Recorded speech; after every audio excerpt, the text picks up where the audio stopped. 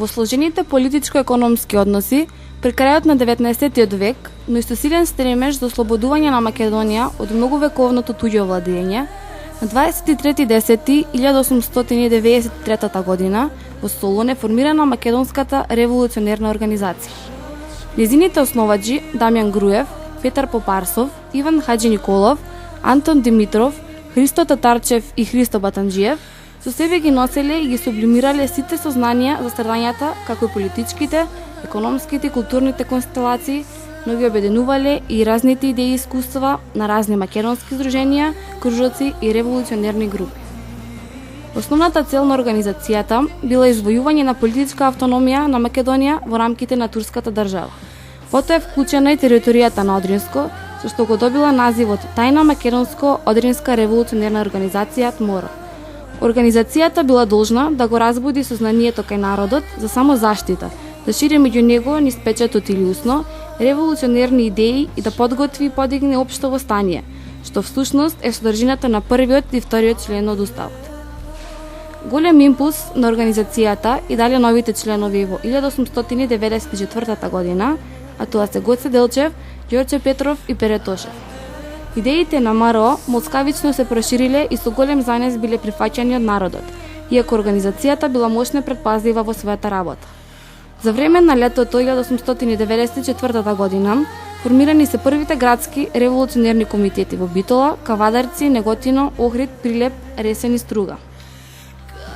Брзото проширување на организацијата го наметнало одржувањето на Ресенското советување, кој според тежината на одлуките и нивното спроведување во научната литература се среќава и како конгрес, кој во август 1894 година донел поголем квалитет во организацијското работење. Советувањето е мощно битно за да се свати појавата и действувањето на МРО во повеќе градови во Македонија, па и во Тетово. Всушност, тогаш се донесени неколку одлуки кои директно ќе се применат и на тетовскиот терен. 1. Да се раздели на револуционерни реони, откако во секој негов реон ќе се постави некој погодно лице со потребен авторитет. 2. Материјални средства да се собираат и надвор од членовите на организацијата од оние кои го симпатизираат делото. 3. Во екзархиските црковно-училишни општини да се вовлечат колку што е можно повеќе луѓе кои го симпатизираат делото. 4. Да се засили пропагандата со местни весници и револуционерна литература. Се разговарало да се започне со вооружување на местните комитети.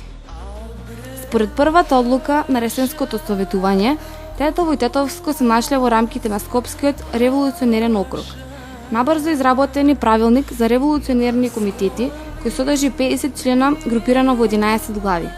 Според овој правилник биле дадени основните смерници по кои се дефинирала структурата, составот, должностите на револуционерните комитети, нивните управни тела, на началниците, членовите, како и прашањата за поштата, тајната полиција, казни, вооружување и материјални средства на комитетите. Во текот на 1895 година формирани се повеќе комитети по градовите, меѓу кои во Тетово, во есента истата година.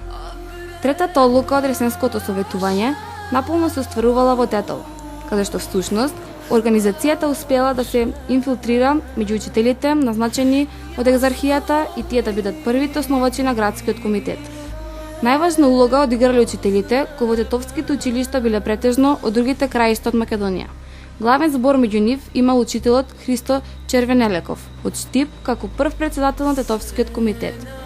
Тој уште во младите години се истакнувал со својот бунтовнички дух и еден од првите членови на организацијата во Штип.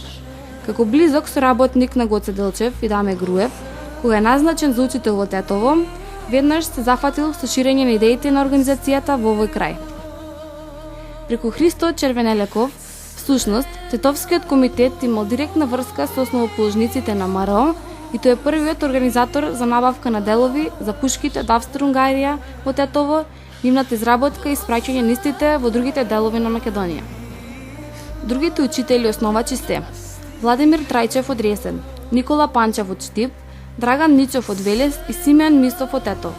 Меѓу основачите е и Глигор Михајлов, Чевлар од Тетово и Илија Кензов за Нечија Тетово. Градскиот комитет од Тетово е формиран во куќата на учителот Христо Червенелеков. Таму, покрај Михајлов и Кензов, присуствувале и учителите кои ги споменавме без Владимир Трајчев. Покрај вообичаените поздрави во вакви прилики, Червенелеков го зазел челното место и го отворил заседанието. Со една силна патриотска беседа, тој ги открил целите и задачите на организацијата. Григор и Илија, кои дотогаш никогаш во животот не слушнале ваков говор, биле воодушевени вон себе и веднаш прифатиле да се вклучат со дадена заклетва пред револвер, кама, Евангелие и крст. Тоа го сториле заедно со сите присутни.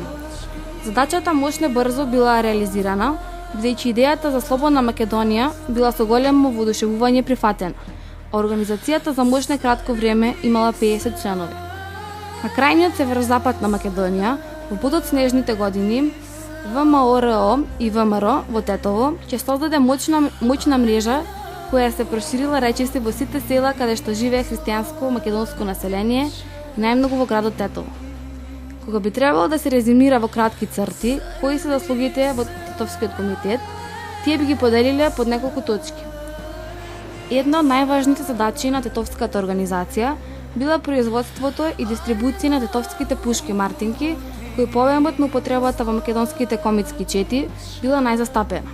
Најмасовна употреба на овие пушки во комитските чети била на потегот од Тетовско до Леринско, а на исток нејзината употреба се граничела со течението на реката Вардар. На Тетовската река Пена се наоѓале мали фабрики за бушење на цевки, така наречени чаргови. Во нив и во единствената гајтанара на воден погон, на истата локација се леели куршуми и бомби. Тетовчаните биле задолжени и за набавка на некои делови од пушките од странство, но и за дистрибуирање на пушките до четите во Македонија. За време на востанието, бидејќи Централниот комитет на организацијата решил да не се дига востание во Скопскиот револуционерен комитет, Тетовската организација започнала со регрутирање на комити доброволци од Тетово, кои учествувале во речиси сите региони каде се воделе борби, од Кичевско, Крушевско, па се до Кратовско и Кочанско.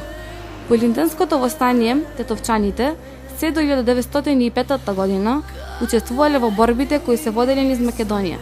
И нив во изворните документи ги сеќаваме во многу чети, како и комити и како војводи во Тетовско, Гостиварско, Кичевско, Крушевско, Тиквешко, Велешко, Воденско, па се до Серско, во четите на војводите Паница и Сандански. Во периодот од 1903 до 1905 година во Тетовско биле формирани 4 чети, чија главна задача била заштита на цивилното население од зулумите на турскиот аскер и особено од башибозуците.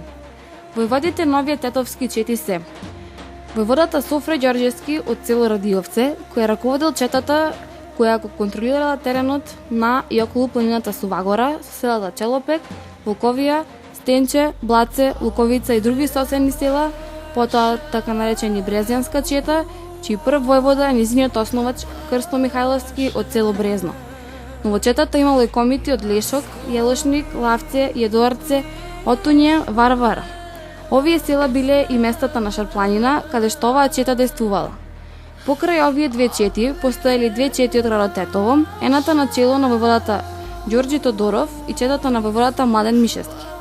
Постоела и действувала и една тетовска гостиварска чета со војводата Коле Гостиварчето од Долно Јеловце.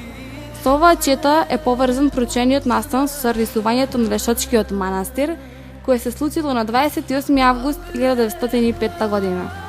Во војводи во тетовските и други чети се појавуваат имијата на Атанас Јаковов Албански, Дунев Никола, Илија Тетовчето, Јуруков Тодор, Константинов Милан, Милошев Најден и Стефанов Јаковов Тодор. Денес го славиме денот на македонската револуционерна борба. Тој е денот кога за прв пат македонците и другите народи кои живеат на овие простори започна организираната повеќе децениска борба на која како крајна цел е создавањето на современата македонска држава.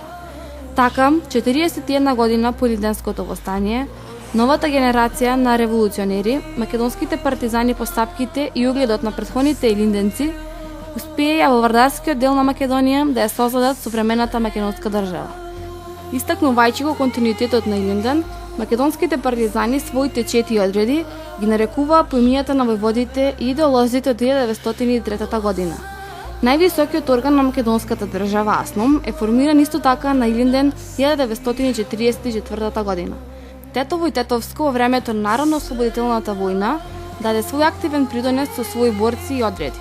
Слободата беше извојувана со борба и голем број жртви.